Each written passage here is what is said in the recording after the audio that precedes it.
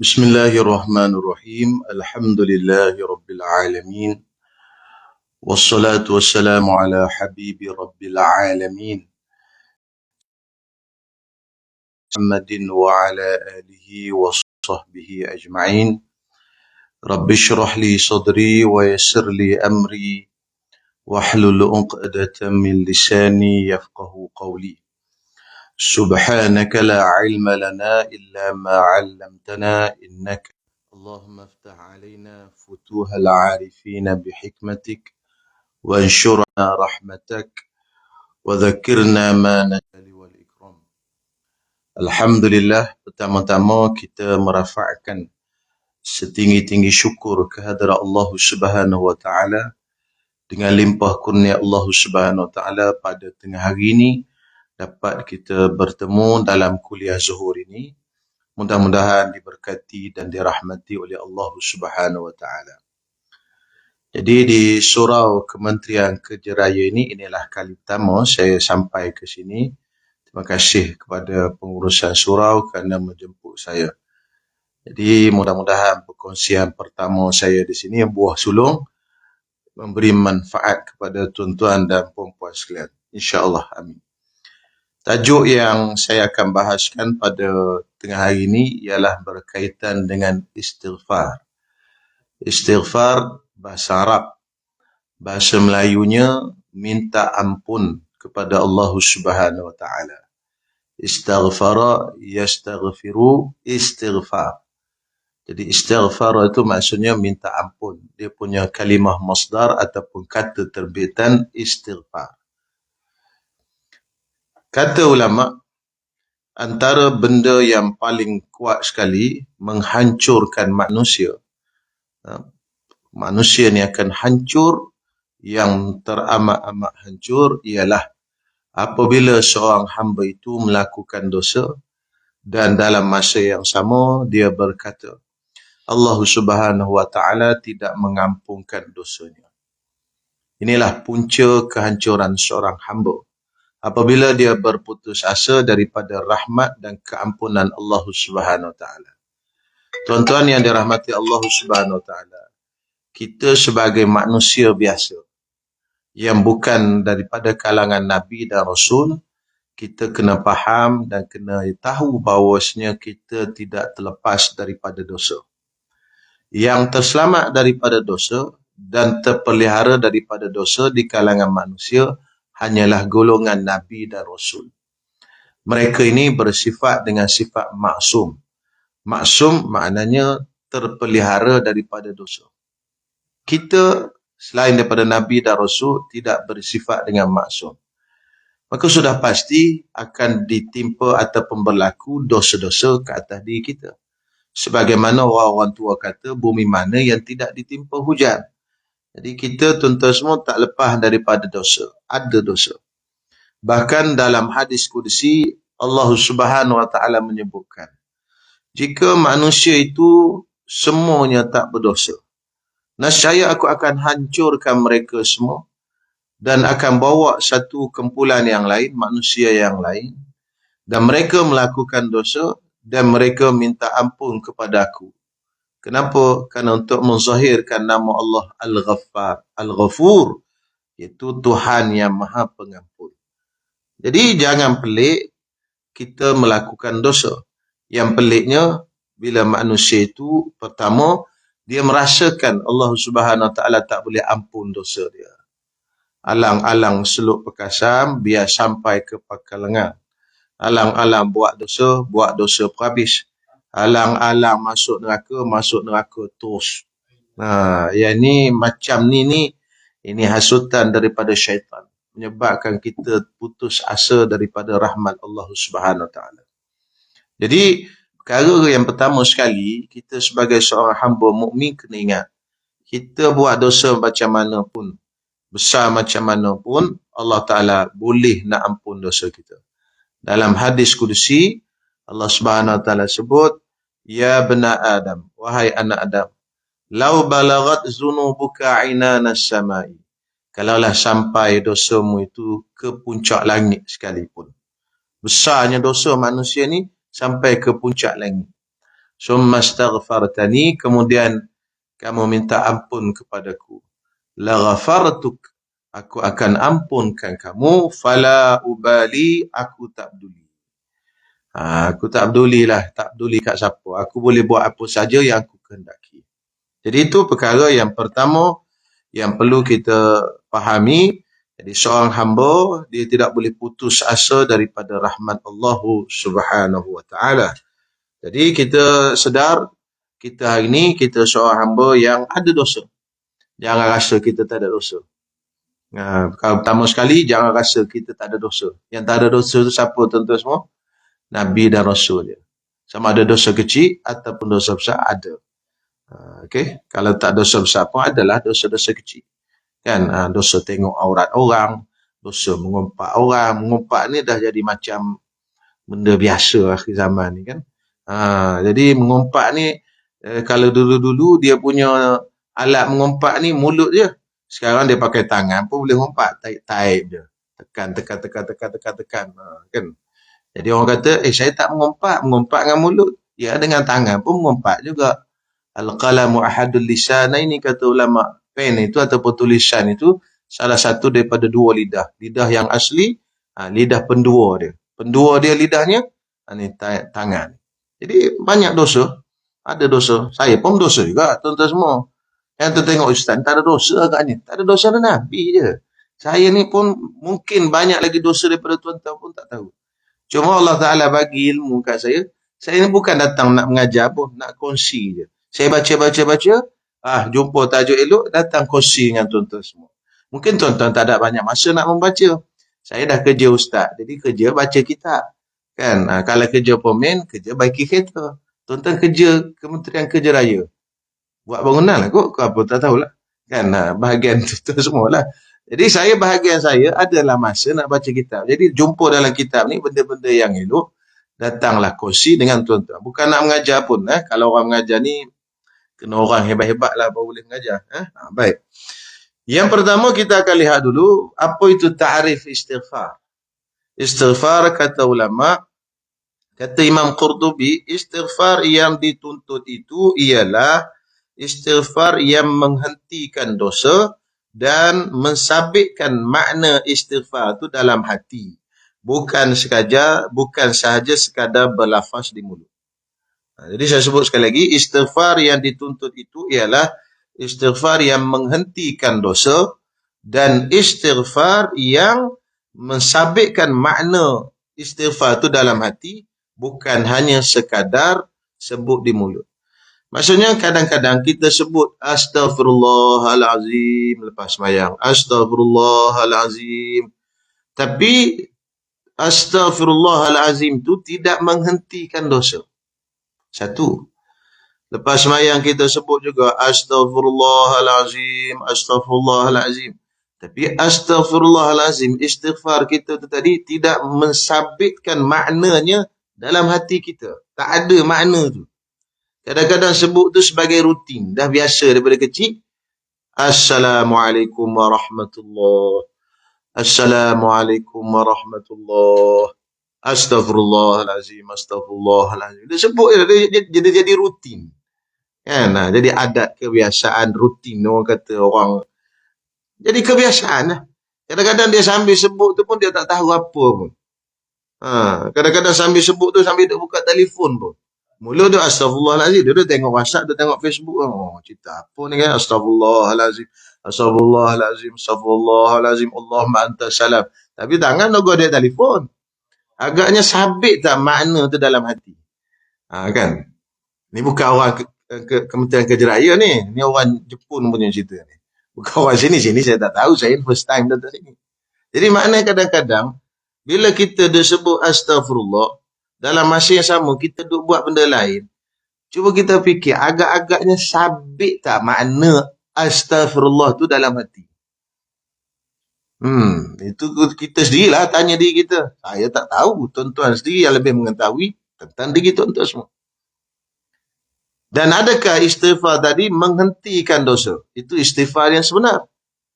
Jadi istighfar ni, Astaghfirullahalazim tu, kita sebut lepas sembahyang tu, Dia kata Imam Qurtubi, la talaffuzu bil lisan, bukan sekadar sebut di lidah saja. Jadi kalau sekadar sebut di lidah saja, kalau kita buat bandingan macam lafaz niat sembahyang.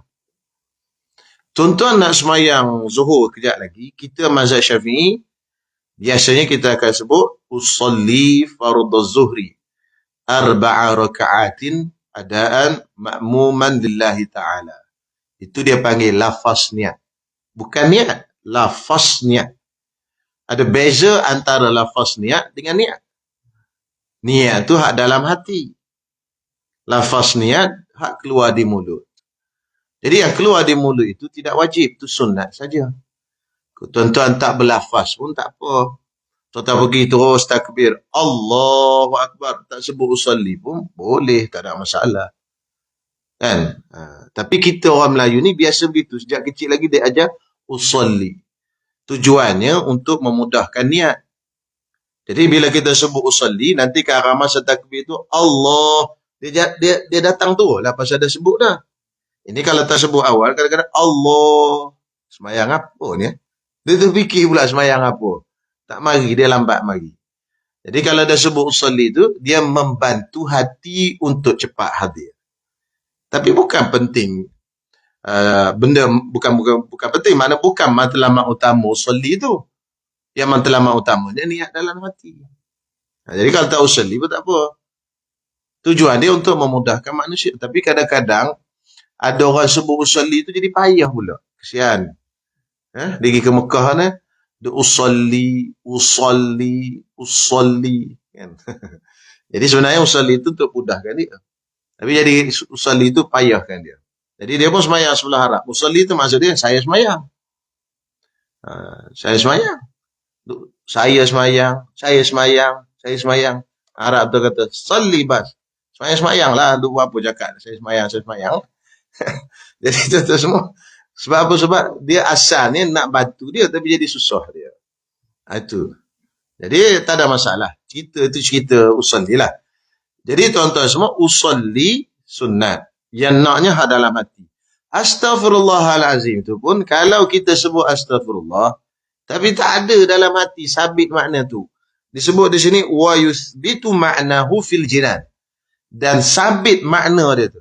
Apa makna astaghfirullah? Aku minta ampun padamu, ya Allah. Kalau orang minta ampun ni, tuan-tuan semua, boleh tak sambil lewu, agak-agak lah. Tuan-tuan lah, perempuan minta ampun dengan suami. Boleh tak air raya minta ampun sambil tengok telefon. Tangan sebelah, salam. Tangan kiri, tengok. Abang minta maaf ya, salah silap apa semua ya.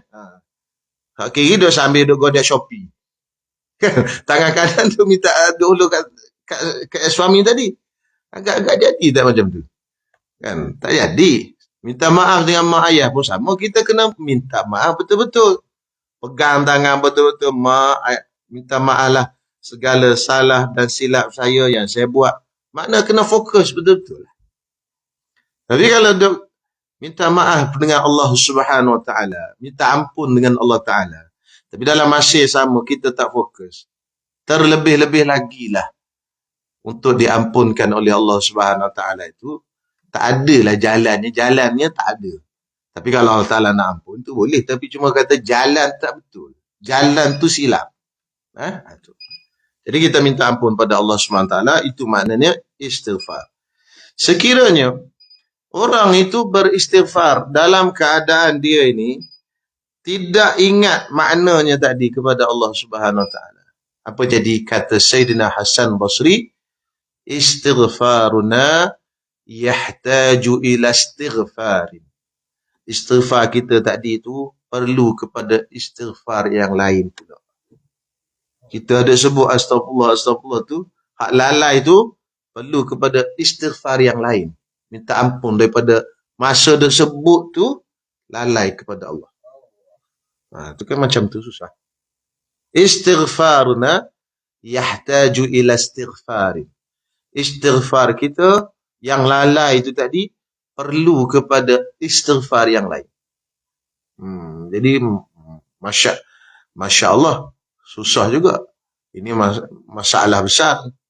Kalau kita fikir, banyaknya aku istighfar lepas sembahyang, kadang-kadang aku tak peduli pun dengan maknanya. Ini sebab dia ibadat, tuan-tuan semua. Istighfar ni dia bukan rutin, dia ibadat. Bila ibadat, dia ada tata cara dia. Tuan-tuan kena letak dalam kepala terus. Bila satu ibadat, dia mesti ada tata cara. Dia bukan kata mai kita buat ikut suka. Contoh macam sekarang ni kan nak masuk ibadat korban ni. Dah lebih kurang dalam 10 hari lagi kita akan korban. Malam ni tengok anak bulan. Kalau nampak besok 1 hari bulan Zulhijjah. Kalau tak nampak lusa lah 1 hari bulan Zulhijjah. Jadi ibadat korban. Korban pun dia ibadat tuan-tuan semua. Dia ada tata cara. Dia ada rukun. Dia ada syarat. Jadi sebab itu kadang-kadang ramai orang yang masuk ibadat korban tanpa dia faham syaratnya, rukunnya, apa yang nak buat. Jadi sembelihan dia bagi habis duit 700, 800 tu semua. Hanya jadi sedekah biasa. Tak jadi korban. Korban ibadat khusus. Pahala dia khusus. Ditimbang dia di dalam timbangan di akhirat besok-besok dengan timbangan yang khusus. Ini pahala korban. Lain. Pahala sedekah lain. Pahala sedekah dengan korban lagi besar pahala korban. Sebab dia ibadat khusus. Dia syiar. Tapi oleh kerana kita tak belajar. Kita tak tahu macam mana nak akad, nak niatnya, nak apa, tak tahu. Kadang-kadang hak buat korban pun tak pergi niat. Tak ada niat ibadat korban. Yang buat korban untuk dia pun tak niatkan untuk dia. Dia dah buat korban luar negara. Orang tu pergi sembelih je, tak niat untuk dia. Tak jadilah ibadat korban. Itu contoh. Istighfar pun sama. Dia ibadat. Dia adalah cara-cara dia. Kemudian yang seterusnya, tuan-tuan semua, pada tengah hari ni, apabila seorang ni, tuan-tuan semua, dia beristighfar pada Allah Subhanahu Wa Taala, maka istighfar ni dia boleh menghapuskan dosa. Tapi dosa yang mana? Dosa yang mana Allah Ta'ala hapuskan? Dosa dengan istighfar. Kata ulama ahli sunnah wal jamaah, dosa yang dihapuskan dengan istighfar itu adalah dosa-dosa kecil. Maknanya dosa-dosa yang dikira sebagai dosa kecil. Dan juga dosa-dosa itu, dosa-dosa yang tidak terlibat dengan manusia. Sekiranya dosa itu terlibat dengan manusia, ataupun dosa itu terlibat dengan dosa besar, maka istighfar itu tidak memadai untuk menghapuskan dosa itu. Saja sebut istighfar saja itu tak jadi. Habis itu nak kena buat macam mana? Kena tambah lagi. Kalau dosa berkait dengan makhluk, kena minta maaf dengan dia. Kena pergi minta maaf. Itu tuan-tuan semua susah. Susah dosa dengan makhluk. Sampai Nabi SAW sebut, al-ghibatu asyaddu minaz zina. Mengumpat itu lebih teruk daripada berzina. Jadi kita dengar takkan mengumpat lebih teruk daripada zina. Ya, bukan lebih teruk tu makna dosa tak. Dari sudut susah nak minta ampun. Kalau zina, ialah dosa besar lah zina tu. Tetapi kalau minta ampunnya tak perlu berkait dengan orang. Pergi minta maaf, minta ampun dengan Allah Subhanahu Wa Taala. Tapi ayat ni bukan ayat menggalakkan zina. Nak bagi tahu. Kan, ustaz ni macam ada galakan kot. Tak, ini bukan galakan ni. Ini nak bagi tahu dia punya realiti. Dosa kena tinggal semua. Tapi Nabi bagi tahu, mengumpat itu lebih berat daripada berzina. Jadi sahabat Nabi pun pening. Macam mana pula mengumpat lebih teruk daripada berzina? Takkanlah mengumpat lebih teruk daripada berzina. Ya, dari sudut nak minta ampun tu. Kalau mengumpat kan nak kena pergi minta ampun dengan Tuhan dia. Lepas tu pula, kita mazhab Syafi'i ni minta ampun, minta maaf ni, dia tak boleh minta maaf borong. Macam hari raya tu, tuan-tuan minta maaf borong tu. Maaflah salah silap saya. Itu borong dia panggil. Kalau mazhab Syafi'i tak sah. Jadi mazhab Syafi'i dia kena cerita. Apa salah kita? Saya minta maaf dengan awak ni. Saya sebenarnya saya buat begini-begini. Saya cakap begini-begini kat awak. Tapi kalau mazhab Maliki boleh minta maaf borong macam hari raya tu. Jadi dia kata borong. Maafkan salah silap saya semua sekali. Dalam mazhab Maliki boleh. Total mazhab apa? Tukar mazhab sekejap kot. Payah sangat kan. Jadi tuan-tuan kita mazhab Syafi'i dia detail sikit. Tapi itulah ramai ulama sarankan kita dalam masalah ni taklid kepada mazhab Maliki lah susah. Takkan nak cerita satu-satu. Kan? Saya minta maaf lah kat awak. Saya ni sebenarnya mengumpat kat awak. Saya cakap macam ni, macam ni, macam ni.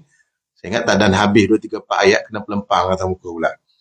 Gini pula aku cakap kat aku. Jadi, ulama-ulama sarankan kita taklid mazhab Maliki kerana susah sangat Imam Syafi'i. Pasal apa Imam Syafi'i sampai diti macam tu?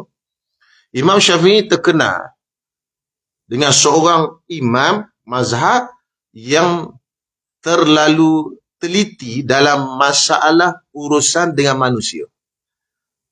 Imam Syafi'i. Mazhab dia, kalau bab sama-sama dengan manusia, dia teliti sangat. Sebab tu kalau tuan-tuan, biasa masa kecil-kecil dulu kan, mak-mak kita ajar kan, kalau nak pergi beli barang, kita diajar supaya akad jual beli. Saya beli, saya jual. Saya jual apa benda gula ni sekilo dengan harga RM5. Saya beli. Itu dia panggil ada akad. Ini mazhab Syafi'i memang kena ada akad macam tu. Sebab apa tuan-tuan? Sebab jual beli ni kata Nabi, innamal bai'u antara din. Jual beli tu mesti ada reda meredai, suka rela. Tapi benda suka rela ni tak ada, tak nampak. Mana kita tahu benda dalam hati? Jadi nak tahu suka rela tu kena keluarkan di mulut. Saya jual. Memang dia nak jual betul-betul.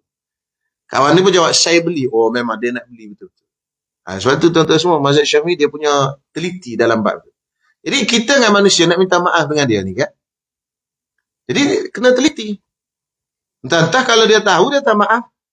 Imam Syafi'i kata, mana kalau dia tahu, mungkin dia tak maaf. Jadi tak boleh borong gitu. Mesti kena cerita. Jadi nak kena betul-betul dia minta maaf, dia maafkan tu betul-betul. Gitu Imam Syafi'i. Tapi susah jugalah pendapat Imam Syafi'i itu nak contoh dalam bab jual beli nak ikut hari ni. Sebab saya pernah dulu-dulu pergi beli kat Giant. Dah siap-siap beli kan, baru-baru sampai Kuala Lumpur. Saya orang Kelantan, baru sampai Kuala Lumpur, kita pun masuklah supermarket, buatlah macam biasa-biasa dulu lah. Saya beli. Kalau di Kelantan dia jawab biasa. Cik Fadli orang Kelantan tu itu biasa. Kan? Jadi mana kalau di Kelantan dia jawab, saya jual. Kan, saya beli saya jual. Di sini saya pun dah budak tak cakap saya jual, dia tak cakap, saya pun cakap kat dia. Saya start dulu pun boleh. Saya kata saya beli ya. Dah beli jalan lah. Ini cerita benar ni berlaku 10 tahun lepas ada kot. Dia kata dah beli jalan. Okey, jalan lah kita kan. Takkan nak bergaduh dengan budak tu kat situ. Engkau tak kerti kan mazhab Syafi'i kena jawab kan? Panjang cerita pula. Sama juga tuan-tuan beli air kat Wendy machine tu. Kan? Takkan tuan-tuan nak tekan tu, saya beli kan orang panggil hospital bahagia pula. Tak pasal-pasal pula bercakap dengan vending machine tu. Tapi maknanya dalam mazhab Syafi'i dia ada akad tu macam tu. Sebab apa? Sebab Imam Syafi'i memang teliti dalam bab. Dalam bab urusan manusia. Tapi mazhab Malik tak apa. Akad pun tak ada jual beli dalam imam mazhab lain. Jadi bagi duit ambil barang boleh. Jadi alhamdulillah kita sekarang ni maknanya walaupun tuan-tuan kata tuan-tuan mazhab Syafi'i, dalam bab jual beli ni kita banyak ikut mazhab lain. Kita tak ada. Tak pakai saya beli saya jual, tak ada dah sekarang. Memang pergi supermarket, keluar berapa ringgit, 200, bagi duit ambil barang, jauh gitu lah. Kan? Itu mazhab lain selain daripada mazhab Imam Syafi'i. Ala kulihal begitulah tuan-tuan semua. Kalau dosa itu pula dosa besar, maka dia kena taubat. Dia tak boleh istighfar saja, astaghfirullahalazim, tak jadi. Dia kena taubat. Jadi sekarang ni apa beza antara taubat dengan istighfar? Istighfar tu mana kita sebut dan dalam hati kita niat minta maaf pada Allah Ta'ala. Ingat maknanya. Tapi kalau taubat, dia kena ada 3 rukun. Yang pertama, kena menyesal. Kalau tak ada menyesal, dia tak panggil taubat. Itu dia panggil taubat sama belacan nama dia. Ada taubat dah aku tak makan, dia kata. Tapi dia ada makan lagi. Maknanya dia tak menyesal pun. Jadi taubat, perkara pertama sekali, mesti kena menyesal. Apa makna menyesal? Rasa sedih sangat dengan dosa yang kita buat. Itu makna menyesal. Saya bawa contoh kan. Orang dia kata dia rasa dia taubat, tapi dia tak taubat pun. Katalah muslimat ni masa muda-muda dulu, orang tua lah ni contoh muslimat. Bukan nak bedah orang muslimat, tapi nak cerita. Masa muda-muda dulu, dia tak tutup aurat, katakanlah. Sekarang dia dah tutup aurat. Kemudian baju dia yang dia tak tutup aurat, yang seksi itu dia simpan dalam almari. Kemudian, oleh kerana sekarang saiz badan dia dah mengembang ke besar sikit, dia tak muat lah pakai baju tu. Tapi dia sela almari dia tengok, kalau kurus ni nak pakai lagi ni, kata dia. Contoh macam tu.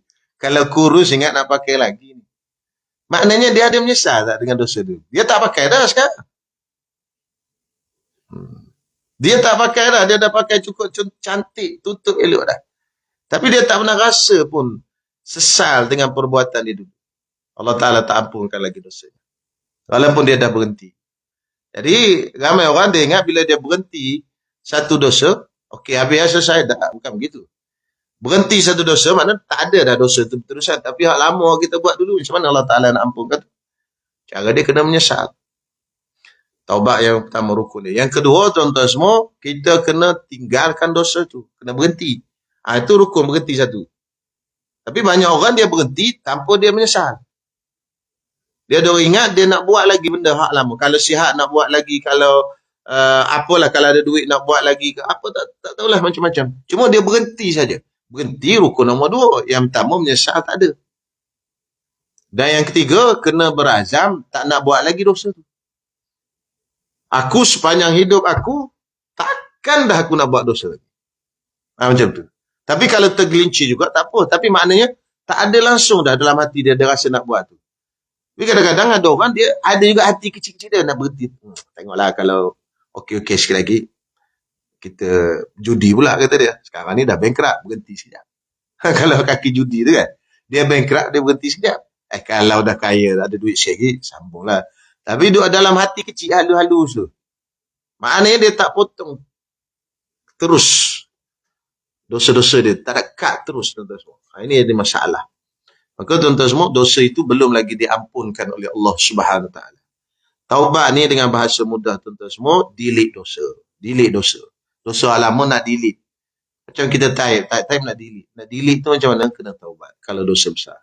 Dia tak boleh dengan istighfar saja. Tapi kalau dosa kecil, tuan-tuan ambil wuduk pun gugur dosa-dosa kecil. Tuan-tuan baca tasbih, tahmid, Alhamdulillah, Allah Akbar 33 kali lepas sembahyang, ampun dosa-dosa kecil. Banyak dosa-dosa kecil ni terampun dengan amalan. Tapi dosa besar, dia payah sikit. Sebab itu kena jauhi daripada dosa besar. Kemudian, apabila seorang itu bertaubat, tuan-tuan semua, Allah Ta'ala akan beristighfar, Allah Ta'ala akan berikan kepada dia beberapa kelebihan. Kelebihan orang yang beristighfar. Yang pertama, Allah Subhanahu Wa Ta'ala akan ampunkan dosa-dosanya dan menghapuskan segala kesalahannya. Allah Subhanahu Wa Ta'ala berfirman di dalam surah Ali Imran, ayat 135, وَالَّذِينَ إِذَا فَعَلُوا فَاهِشَةً أَوْ ظَلَمُوا أَنفُسَهُمْ ذكروا الله فاستغفروا لذنوبهم ومن يغفر الذنوب إلا الله ولم يصروا على ما فعلوا وهم يعلمون. Orang-orang yang melakukan perbuatan keji atau menzalimi diri mereka sendiri, kemudian mereka mengingati Allah dan beristighfar kepada Allah, maka Allah Subhanahu Wa Taala mengampuni dosa-dosa mereka. Siapakah yang boleh mengampuni dosa melainkan Allah Subhanahu Wa Taala? Dan mereka itu tidak berkekalan melakukan dosa yang telah mereka lakukan. Dan mereka itu mengetahui bahawasanya mereka mempunyai Tuhan yang mengampunkan dosa mereka. Surah Ali Imran ayat 135. Jadi ayat ini menceritakan kepada kita, orang yang istighfar ni Allah Ta'ala ampunkan dosanya. Jadi baik, habis di situ. Yang kedua, orang yang beristighfar, Allah Subhanahu Wa Taala hancurkan syaitan. Syaitan dia kita ni, tuan-tuan semua, ada syaitan yang kacau kita. Dan syaitan tu, kata ulama, dia syaitan khusus. Duduk dengan kita, tuan-tuan semua. Datang kacau. Bila kita beristighfar kepada Allah, maka tuan-tuan semua, syaitan pun akan hancur lebur. Maksudnya dia lari daripada kita lah. Dalam hadis, Nabi SAW sebut, Iblis berkata kepada Allah Subhanahu Wa Taala. Apa kata Iblis? Wa izzatika, demi kemuliaan engkau wahai Tuhanku. Aku akan sentiasa menyesatkan hamba-hambamu selama mana jasad mereka mempunyai roh. Ini sumpah iblis kepada Allah Ta'ala. Dia bersumpah, wa izzatika, demi kemuliaan engkau Tuhan, aku akan sesatkan mereka semua selama mana roh mereka masih ada. Jadi maknanya tuan-tuan semua, kita ni selagi mana roh ada, syaitan ni akan sesatkan kita.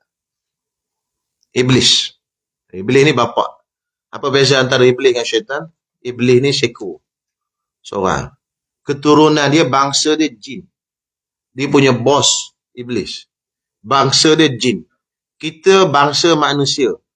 Keturunan kita pertama Nabi Adam. Itu. Dia iblis. Kemudian yang jahat-jahat daripada jin ni dipanggil syaitan. Syaitan ni makna sifat. Dia bukan nama orang, sifat. Jin yang jahat dipanggil syaitan. Jadi maknanya manusia jahat pun boleh panggil syaitan juga. Sebab tu dalam Quran disebut syayatinal jinni wal ins. Syaitan daripada kalangan jin dan manusia. Cuma tuan-tuan semua, jarang orang panggil syaitan kat manusia. Yang banyaknya orang panggil syaitan ni kat jin. Ahmad Nispu saja panggil syaitan kat manusia. Apa kau buat ni setan, kata dia. Jadi yang lain tuan-tuan semua jarang. Orang tak panggil. Setan, jangan, orang tak panggil. Dia macam kiwi lah, kiwi. Kiwi kasut tu. Kan? Jadi jenama lain pun orang panggil kiwi juga. Padahal kiwi tu jenama, dia bukan pengilap kasut. Pengilap kasut benda tu. Tapi jenama Cina pun kiwi. Jenama Thailand pun kiwi juga. Dia jenama lain. Tapi orang panggil kiwi pula tu. Dia dah jadi macam ghalabah. Jadi maknanya orang dah panggil memang khusus tu benda tu.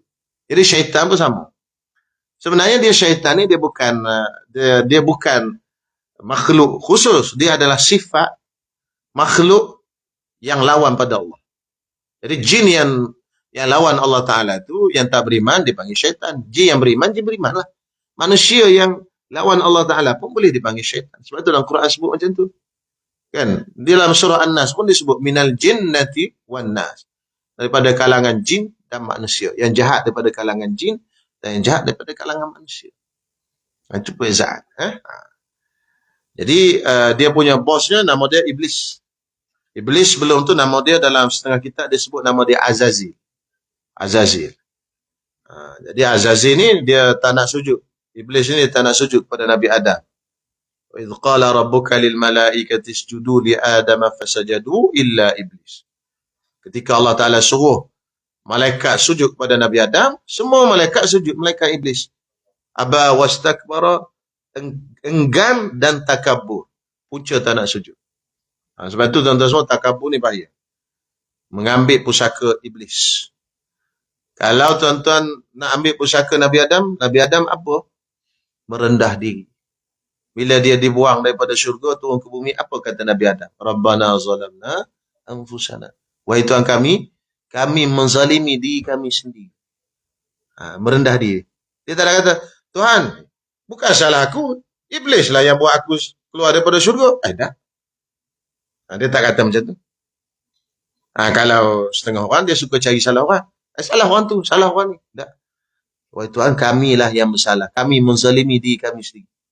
Wa illam taghfir lana, sekiranya kau tak ampuni kami, wa tarhamna lanakunanna minal khasirin, dan mengasihi kami akan jadi orang yang rugi.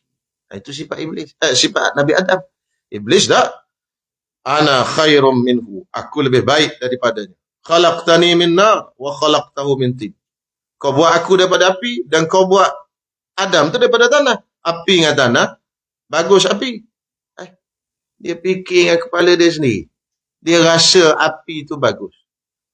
Padahal api tu kalau tindih kat tanah, mati api tu. Betul tak tuan-tuan semua? Api tengah menyala-nyala, ambil tanah. Mati dia. Tapi dia rasa syok sendiri. Ini payah orang syok sendiri ni. Dia rasa dia hebat. Iblis ni tu, siapa yang syok sendiri tu? Tu geng tu lah.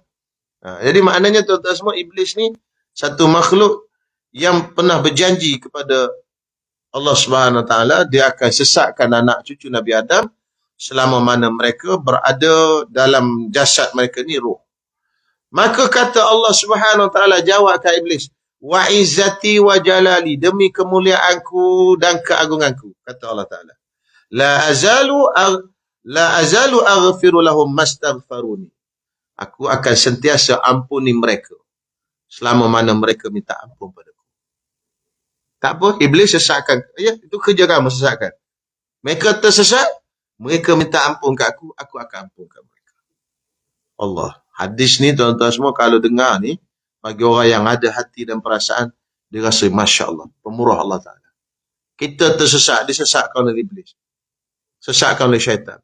Minta ampun ke Allah Ta'ala. Allah Ta'ala ampunkan. Apa lagi nak? Pemurah dan penyayangnya Allah Subhanahu Wa Ta'ala. Jadi syaratnya, seperti saya sebut di awal kuliah tadi, jangan putus asa daripada rahmat Allah Subhanahu Wa Ta'ala. Yang ketiga, istighfar ini salah satu jalan untuk menyampaikan seseorang itu ke syurga. Sabda Nabi SAW, Tuba liman wajada fi sahifatihi istighfarun kathir. Kata Nabi SAW, berbahagialah orang yang didapati dalam surat amalannya istighfar yang banyak. Berbahagia. Yang keempat, orang yang beristighfar ini, Allah Subhanahu Wa Ta'ala bersihkan surat amalannya daripada dosa dan kesalahan. Sabda Nabi SAW, Man ahabba an tasurrahu sahifatuhu, falyuksir fiha minal istighfar. Barang siapa yang ingin dan suka bahawasanya buku catatan amalannya itu menggembirakannya. Besok-besok kita akan diberi buku catatan kita dan kita akan baca. Kita akan baca. Iqra' kitabaka kafa binafsikal yawma alaika hasiba. Bacalah kitab ni, kitab surah amalan kamu tu. Allah Ta'ala sebut. Jadi, kita akan baca tu. Kita akan baca semua. Jadi kata Nabi, siapa yang nak menggembirakan, bila dia baca surah amalan dia tu, gembira dia. Maka hendaklah memperbanyakkan istighfar. Yang kelima, orang yang rajin beristighfar, Allah Ta'ala akan lepaskan duka cita dia. Sabda Nabi SAW, Man lazima istighfar. Siapa yang sentiasa melazimi istighfar, Ja'alallahu lahu min kulli hammin faraja. Allah Subhanahu Wa Ta'ala jadikan duka citanya itu ada kelepasan. Kita kan banyak kadang-kadang masalah. Hari ni tuan-tuan semua masalah, problem, muskilah semua banyak. Tuan-tuan yang bekerja lagi banyak masalah. Betul tak tuan-tuan semua? Tak ada masalah? Bukan kerja tu. Tak ada masalah tuan-tuan. Senyapnya tak ada masalah kot. Kalau tak ada masalah, bukan kerja kalau zaman ni. Hari ni kawan saya bagi tahu ada seorang cikgu di mana tak tahu minum Clorox. Miri saya tak tengok berita. Dia minum 4 botol Clorox. Katanya lah, saya tak tengok berita, dia ceritakan saya. Dia kata, Ustaz, tertekan dengan masalah kerja banyak. Ya Allah, tuan-tuan semua. Sebab tu saya kata kerja hari ni kalau tak ada masalah, orang tak panggil kerja. Memang kerja ini bermasalah tu banyak. Cuma tuan-tuan semua, Allah Subhanahu Wa Ta'ala bagi kepada kita cara untuk mengawal masalah. Macam mana nak kawal stres, nak kawal masalah, nak tenangkan jiwa dan sebagainya. Salah satunya Nabi bagi tahu, siapa yang lazim sentiasa beristighfar, Allah Ta'ala akan jadikan duka cita itu ada kelepasan. Kadang-kadang duka cita kan susah. Duka cita dengan kerja, balik ke rumah, duka cita dengan masalah anak-anak pula dapat result, ya Allah, keluar result SPM, harapkan dapat straight A, rupanya straight E, kan, pening kepala. Sebab tu tuan-tuan semua, kita bila anak masuk pressure, mak ayah yang pening kepala. Anak-anak relax je dia. Anak nak masuk pressure, ayah dan mak yang jenis, yang lagi bermasalah, serabut perut lah apa tuan-tuan.